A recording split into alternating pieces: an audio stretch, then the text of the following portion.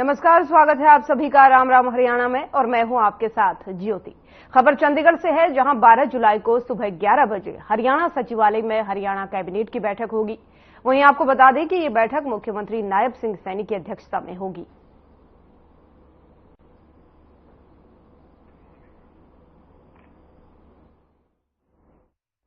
चंडीगढ़ से आपको खबर बता रहे हैं, जहां पर सीएम सैनी की अध्यक्षता में हरियाणा कैबिनेट की बैठक होने वाली है और इस बैठक को लेकर के जो है पत्र भी जारी कर दिया है। हरियाणा कैबिनेट की ये बैठक होगी, काफी अहम बताई जा रही है। आने वाले चुनाव को लेकर इसमें चर्चा होने की संभावना बताई जा रही है। 12 जुलाई को ये बैठक रखी गई है।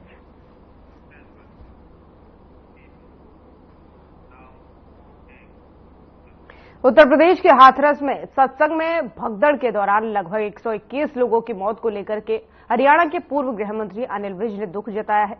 उन्होंने कहा कि ये हृदय विदारक घटना है। विज ने कहा कि मेरा मानना है कि भीड़ के कार्यक्रम करने के लिए राष्ट्रीय स्तर पर कोई नीति बनानी चाहिए, क्योंकि हिंदुस्तान में तो रोज कार्यक्रम होते रहते हैं। इसके लिए कोई ठोस नीति बनानी चाहिए ताकि भविष्य में ऐसी घटना न हो सके। इसी के साथ ही राहुल गांधी के हिंदुत्व पर दिए गए बयान पर भी विज ने कहा कि वो देश को तोड़ना चाहते हैं। मेरा उनको कहना है कि वो धर्म पर ज्ञान बांट रहे हैं, उन्हें पता भी नहीं है धर्म क्या चीज है। और उन्होंने कहा कि इसके लिए उन्हें नतमस्तक होकर माफी मांगनी चाहिए। हृदय विदारक घटना है।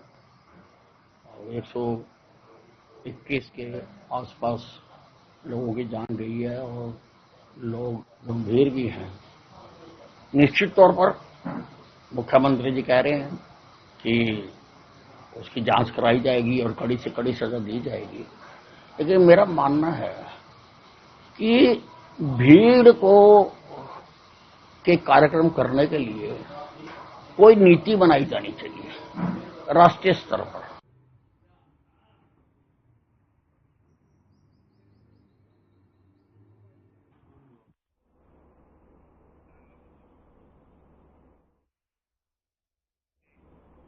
और अब इस वक्त की बड़ी खबर सामने आ रही है। हरियाणा सरकार और आईएमए प्रतिनिधियों के बीच बातचीत सफल बताई जा रही है। आईएमए ने वापस लिया अपनी हड़ताल। सरकार के साथ हुई बातचीत में जो है आईएमए संतुष्ट नजर आ रहा है। आम जनता को सुगम स्वास्थ्य लाभ मिलेगा, ये आईएमए का कहना है। सरकार की योजनाओं के तहत सुगम स्वास्थ्य लाभ मिलेगा। तो ये बड़ी और अहम जानकारी आपको दे रहे हैं, जहां पर बातचीत चल रही थी हरियाणा सरकार और आईएमए के प्रतिनिधियों के बीच, और ये सफल बताई जा रही है। और इसी के तहत आईएमए ने अपनी हड़ताल को वापस ले लिया है। सरकार के साथ बातचीत में आईएमए संतुष्ट दिखा और कहा कि अब आम जनता को बेहतर और सुगम स्वास्थ्य लाभ मिलेगा। तो ये बड़ी और अहम जानकारी आपको दे रहे हैं, जहां पर बातचीत हुई है सरकार और आईएमए के प्रतिनिधियों के बीच।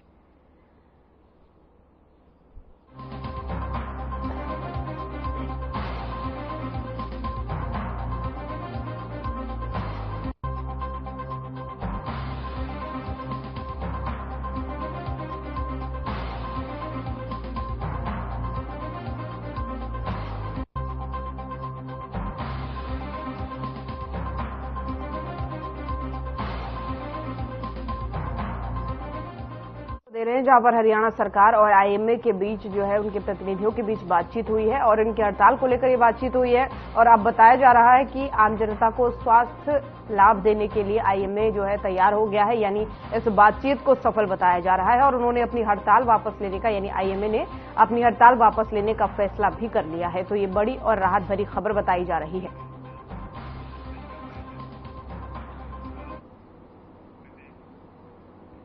और फरीदाबाद के पृथला से पूर्व विधायक टेकचंद शर्मा ने हरियाणा के सीएम नायब सिंह सैनी का आभार जताया है। उन्होंने ग्राम पंचायत में विकास कार्य की लिमिट बढ़ाने को लेकर के पूर्व विधायक टेकचंद शर्मा से कहा। उन्होंने कहा कि नायब सिंह सैनी दिखावा करने वाले नहीं हैं, बल्कि काम करने वाले मुख्यमंत्री हैं। घोषणा करने का काम तो कांग्रेस का है, लेकिन धरातल पर काम बीजेपी की सरकार ही करती है। टेकचंद शर्मा ने कहा आगे कि सीएम के फैसले से ग्राम पंचायत में सरपंच को विकास कार्य करने में आसानी होगी।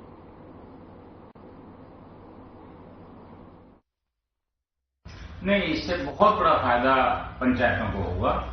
हमारे टाइम में भी एक बार ये पहले कम की गई थी और जब मैं विधायक था उस टाइम पे भी माननीय ओपी धनखड़ जी पंचायत मंत्री थे और मनोहर लाल जी से हमने रिक्वेस्ट करके उस टाइम पे भी ये 20 लाख की कराई थी।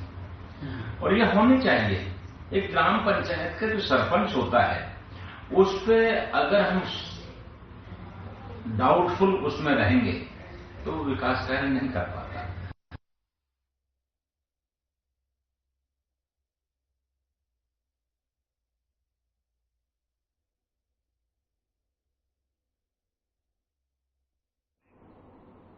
केंद्रीय गृह मंत्री अमित शाह के पंचकुला में आगमन के बाद से राजनीतिक गलियारों में बीजेपी के अक्टूबर में होने वाले विधानसभा चुनाव को लेकर के गतिविधियां तेज हो गई हैं।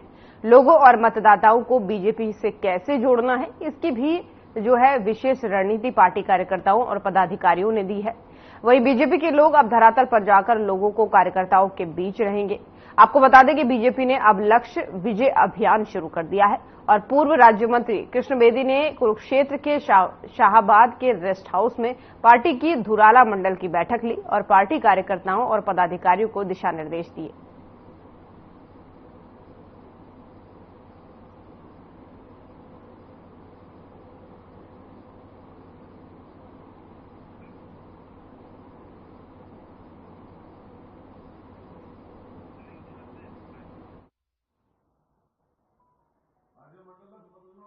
पार्टी धुराला मंडल की टीम को आज हमने यहाँ पर कार्यकर्ताओं के प्रमुख कार्यकर्ताओं को शक्ति केंद्र प्रमुख से ऊपर की जो हमारे पदाधिकारी हैं मंडल के, जिला के, हमारी प्रदेश की टीम में है, हमारे मोर्चों के, हमारे प्रकोष्ठों के सभी प्रमुख लोगों को बुलाया है।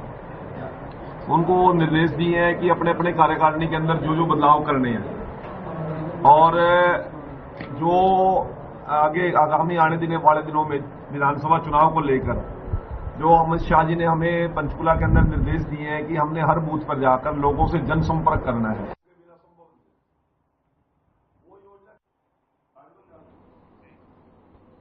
और बल्लभगढ़ के सेक्टर 3 से संजय पाल नामक 17 साल के युवक 16 जून से लापता है, वहीं जिस पर 16 दिनों में पुलिस प्रशासन द्वारा कोई कार्रवाई नहीं की गई है, जिस पर गुस्साए लोगों ने रोड को जाम करके अपना रोष प्रकट किया है।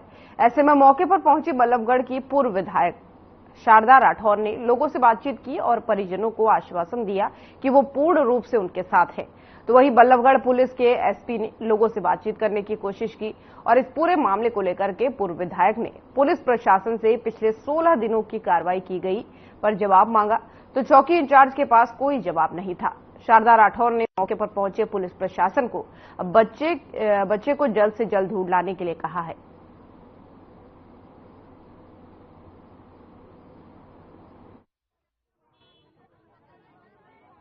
गंभीर विषय है। मैं तो बहुत ज्यादा चिंतित हूँ क्योंकि सबके घरों में बच्चे हैं, जवान बच्चे भी हैं, छोटे बच्चे भी हैं, लेकिन कोई सुनवाई नहीं हो रही है। 16 तारीख से बच्चा गायब है, पुलिस आंखें मूंद के बैठी है। बच्चे के माँ बाप जाते हैं तो धमका के भगा दिया जाता है।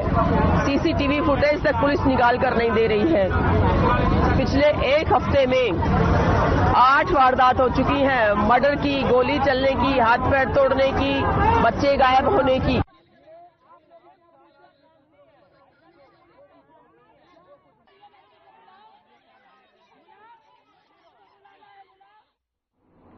मुख्यमंत्री की तरफ से शुरू की गई शहरी आवास योजना के तहत झज्जर नगर परिषद में लाभार्थियों को प्रमाण पत्र वितरित करने का कार्यक्रम आयोजित किया गया है। इस कार्यक्रम में 851 लाभार्थियों को शहरी आवास योजना के तहत प्रमाण पत्र वितरित किए गए हैं। आपको बता दें कि इसके लिए झज्जर नगर परिषद के अध्यक्ष जिले सिंह सैनी ने मुख्यमंत्री का आभार जताया है। उन्होंने कहा है कि झज्जर शहर के सेक्टर 6 और 9 में गरीबों को शहरी आवास के तहत प्लॉट दिए गए हैं और इस योजना का लाभ गरीबी रेखा के तहत जीवन यापन करने वालों को मिलेगा। उन्होंने ये भी कहा कि झज्जर शहर में 851 लोगों को शहरी आवास योजना के तहत प्रमाण पत्र वितरित किए गए हैं और अब गरीब लोगों को भी सेक्टर में रहने का मौका मिलेगा।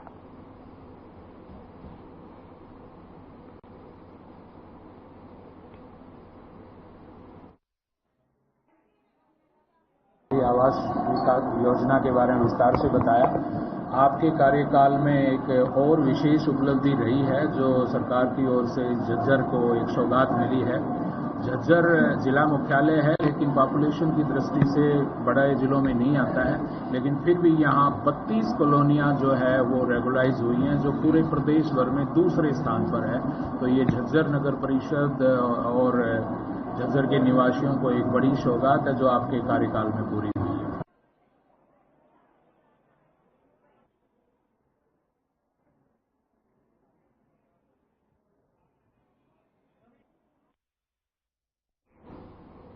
और अब खबर फरीदाबाद से है, जहां कैबिनेट मंत्री मूलचंद शर्मा ने अपने पैतृक गांव सदपुरा पहुंचकर के पौधारोपण किया। कैबिनेट मंत्री ने माता पिता के नाम से भी पेड़ लगाए और कैबिनेट मंत्री ने कहा इस दौरान कि नहर और रजवाहे के पास 350 पौधे लगाए जाएंगे और सितंबर तक पौधारोपण का अभियान चलेगा। वहीं कैबिनेट मंत्री मूलचंद शर्मा ने पिता की पुण्यतिथि पर हवन के बाद पौधारोपण किया और उन्होंने कहा कि पौधे आगे चलकर के बेजुबान पक्षियों का सहारा बनेंगे, तो वहीं मानव जीवन को भी शुद्ध वातावरण मिलेगा। तो वहीं कैबिनेट मंत्री मूलचंद शर्मा ने वन विभाग के अधिकारियों को दिए दिशा निर्देशों में कहा कि छायादार और फलदार पौधे लगाए जाएं।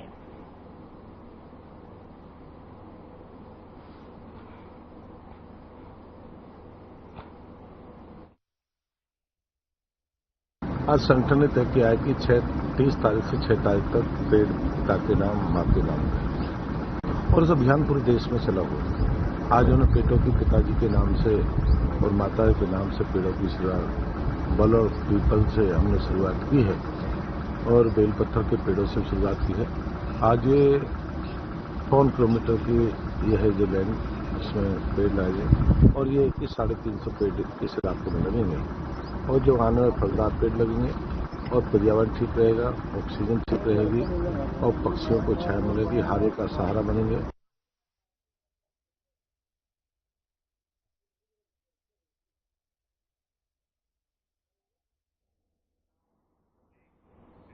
और यहाँ पर एक छोटे से ब्रेक के लिए रुकेंगे, जल्द हाजिर होंगे।